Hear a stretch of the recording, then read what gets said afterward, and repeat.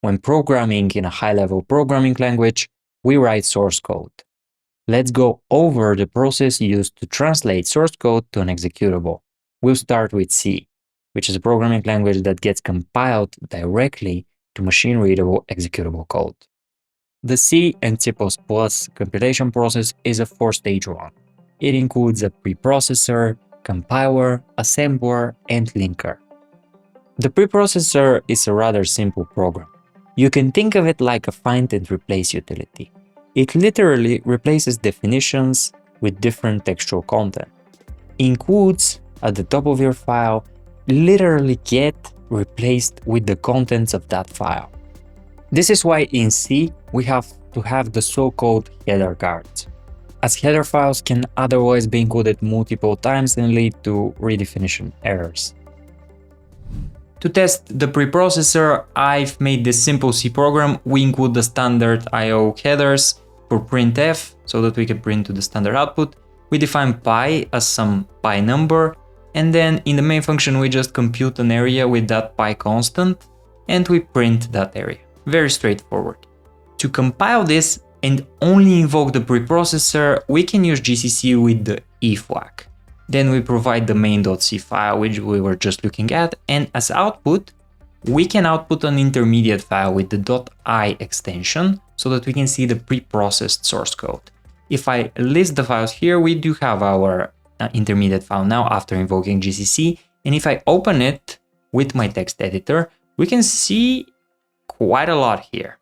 And if we go to the bottom, here's our main function, and as we mentioned, the preprocessor just replaces things, so it did replace our pi constant here with the appropriate constant value. But what is all of this then? Well, it's just the include right here.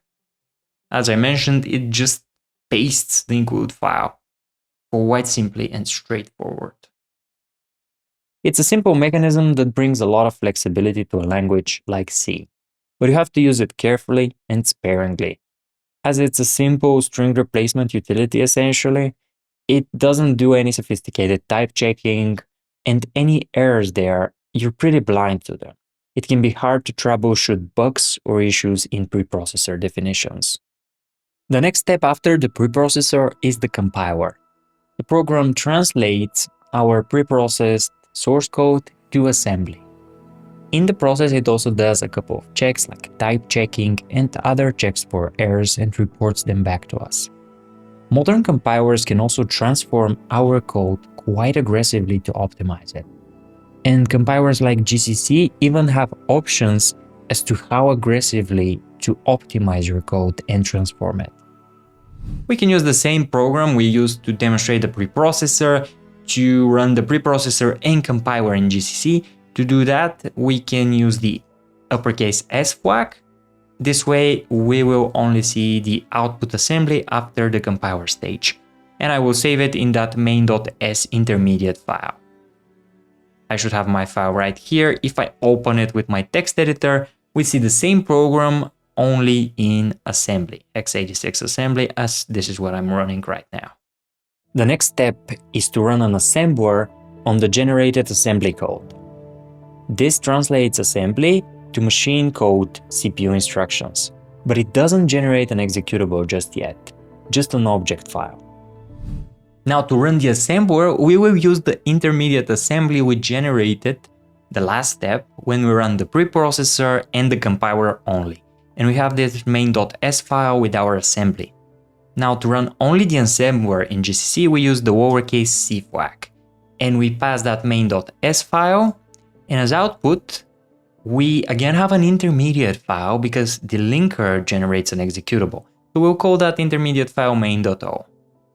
Now that file will be a binary. So if I open it in a text editor, it won't be very clear what's happening. We can do a hex dump on it to see the actual hexadecimal values. But yeah, it's just a binary file, intermediate binary object file. The last step that generates an executable is the linker. It takes the object files and links them with any external libraries they're using. It resolves the external symbols and bundles everything into an executable file. To run the linker, let's run the whole compilation chain as it's the last link in that chain, including the preprocessor, compiler, assembler, and lastly the linker.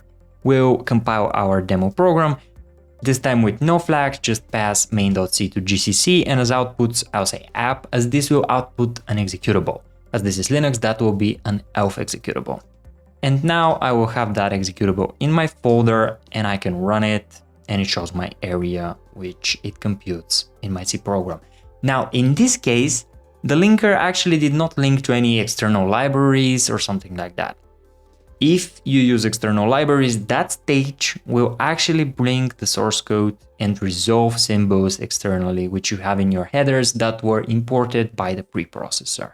This is the point of the linker, to link different things together, different objects which you have compiled previously.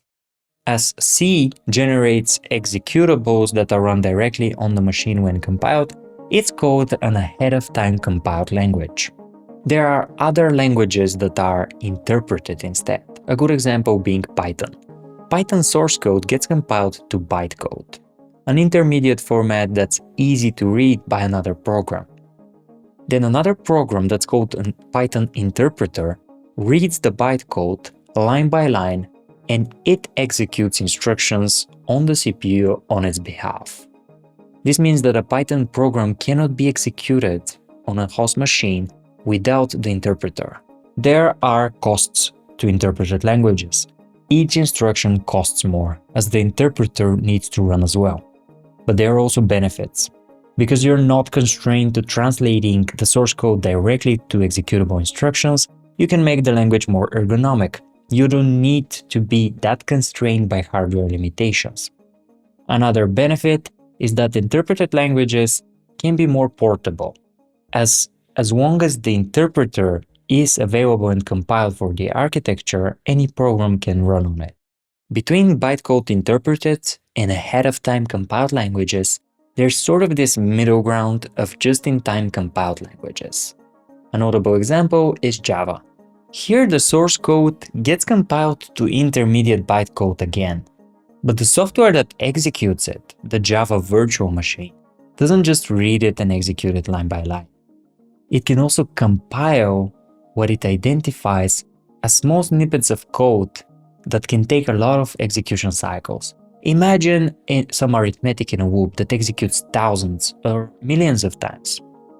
The JVM will identify it as a hot path, and just before it interprets it, it will compile it to native machine code for better performance. This attempts to be a least compromised solution, where you still have high-level features, ergonomics, and portability, while still preserving very good performance for hot paths, which would be costly in a purely interpreted language. It's worth mentioning that these days the lines between just-in-time compiled and interpreted languages are getting a bit blurry, as many previously interpreted languages are getting just-in-time compilation features in their interpreters. Python has runtimes available like PyPy with just-in-time optimizations. JavaScript that started out as a purely interpreted language is now basically just-in-time compiled by the V8 engine. What's great about ahead-of-time compiled languages is that they give you the ultimate control over the actual instructions that are executed on your CPU, potentially at the cost of some productivity or writing a little bit more code. But that is not an ultimate truth or fact. It really depends on the use case and the nature of the software you're working on. What is a fact is that in many cases when using a just-in-time compiled or interpreted language, you need to negotiate with another program that reads your code to get the max performance out of the hardware, if that is necessary. It's sort of like having a business meeting with a translator instead of speaking natively with the person in front of you. That's why many developers prefer writing software that gets compiled to machine code. You only have the hardware beneath you as a developer, and hardware is more reliable than a very large software layer that reads your code. To show how C code maps to assembly, I'll use this simple C program. It again just defines a couple of variables, prints them to the console and do some math, just a couple of steps, because we will be using a tool called Debugger to do that, and it's quite useful not just for seeing the output assembly, but for also debugging issues and finding bugs in your program. Now, to run a debugger, the first stage is to compile with debugging symbols, because you debug the actual executable, you run it. To do that with GCC, we use the G flag, and we can use the O0. O is the optimization level of GCC, and O0 is the minimal possible optimization, which is great for debugging. Then we pass the C file and output an executable. And here we have our executable. Then we can open it with GDB. You have to install it, of course, and open the app.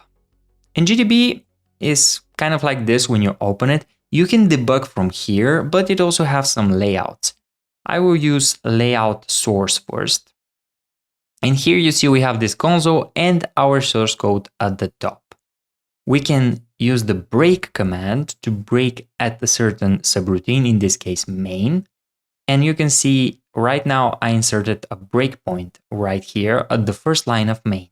Then I can start, and now my program is actually executing, and the highlighted line is where I'm at.